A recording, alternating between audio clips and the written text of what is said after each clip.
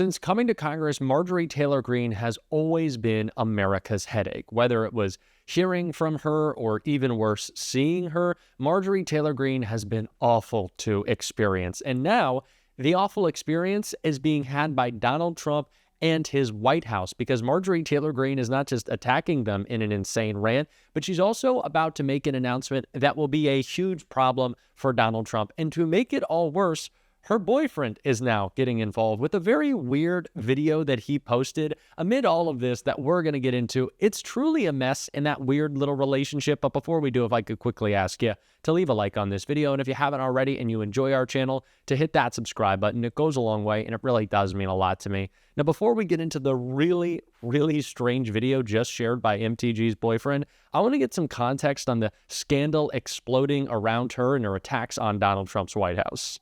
Marjorie Taylor Greene rails against direction of Trump administration on Steve Bannon's war room. You can't manipulate the base. Marjorie Taylor Greene railed against the direction of the Trump administration on Steve Bannon's war room program Monday, warning that there are people in the president's ear who are lying to him.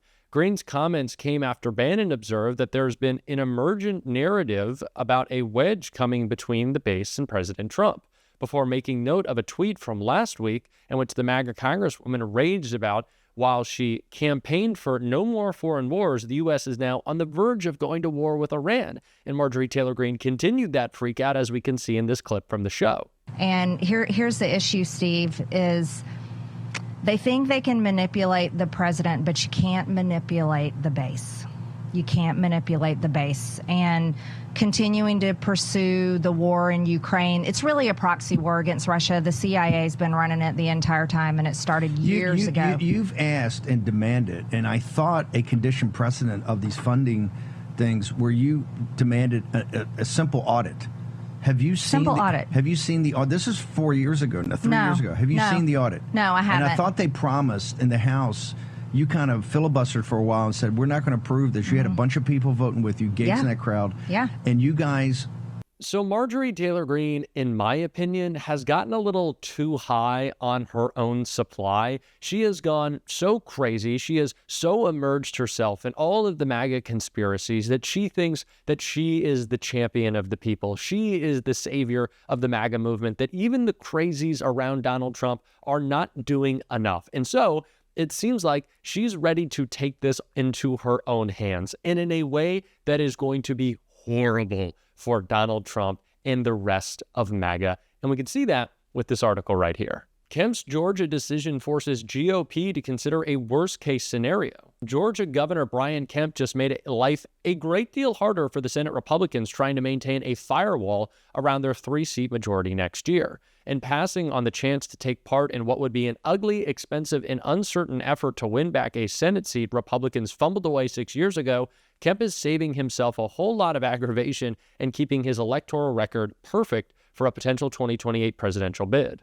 If Kemp had gotten in, he would have been a heavy favorite to beat incumbent Democrat Jon Ossoff, but only if the governor could have gotten through a primary that may include the likes of Marjorie Taylor Greene, in a place where the state GOP electorate is error-prone. Kemp's decision hardly renders Ossoff safe, but it certainly means Republicans are going to have to work hard, get lucky with the primary, and spend big to beat him. And it is most certainly an indication of the recruitment challenges Republicans will face in a deteriorating climate for the party. And Marjorie Taylor Greene has been making it quite clear how she feels about the Senate primary, writing, "Marjorie Taylor Greene tells me she's weighing her options, not signaling a preference about which seat she's eyeing in Georgia. I haven't talked to anyone, but I've seen polls and I win Senate or governor." So while Marjorie Taylor Greene isn't attacking Donald Trump and creating problems with their base, she's potentially creating problems with everyone else in the electorate by I guess, signaling that she's running for Senate or governor. And I so desperately hope that Marjorie Taylor Greene runs for Senate, because the polls that we have already seen have Ossoff blowing her out of the water. It would be not only amazing to watch Marjorie Taylor Greene lose her House seat and lose in a Senate race, but Jon Ossoff would have a field day ripping Marjorie Taylor Greene to shreds. We already saw what he did to David Perdue, just crushing him so badly that he wouldn't even appear in debates. The debate between Marjorie Taylor Greene and Jon Ossoff, that would be cinema. But while all this is happening, What is Marjorie Taylor Greene's boyfriend doing? The guy who attacked President Zelensky for not wearing a suit. What's he doing? He's getting Botox. That's make your mean face and relax. And mean face again. And relax. Yeah, relax.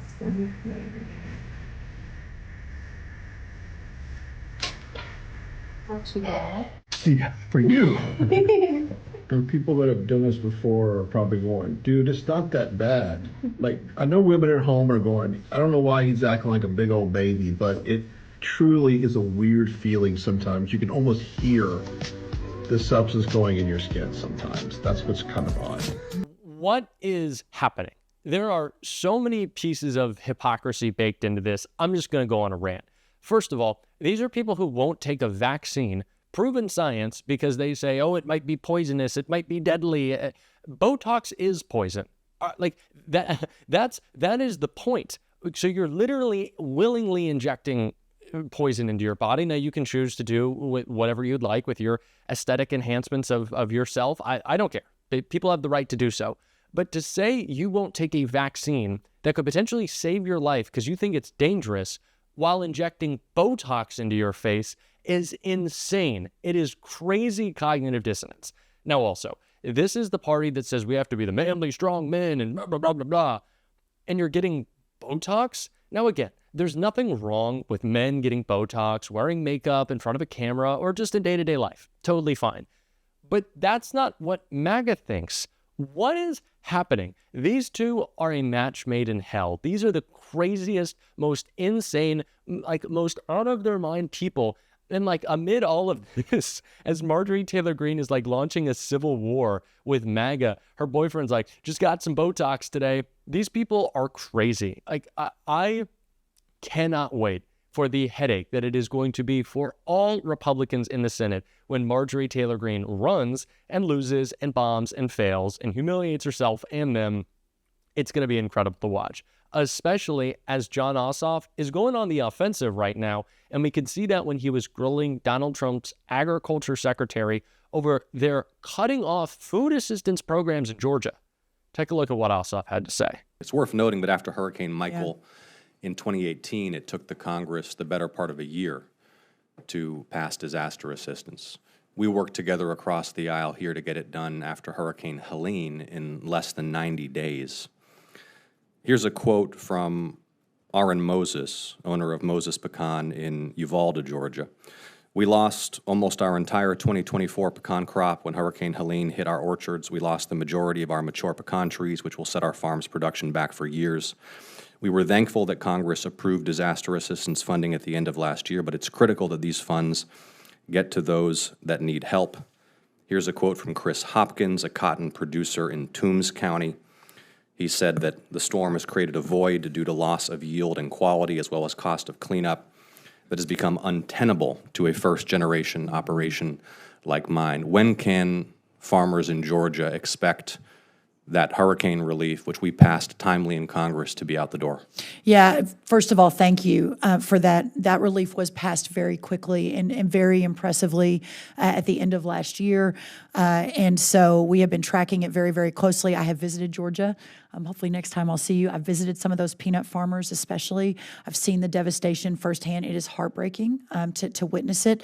I had mentioned earlier, but it's good to keep repeating it, that within a matter of weeks, the portal will open on those grant applications under ECAP, which was the first tranche, that first $10 billion that went out for emergency assistance. That's the economic assistance. That's right. I'm but referring to disaster I understand, assistance. but I just want to use that as an explanation of how we're going to be also doing the second tranche, which is the disaster.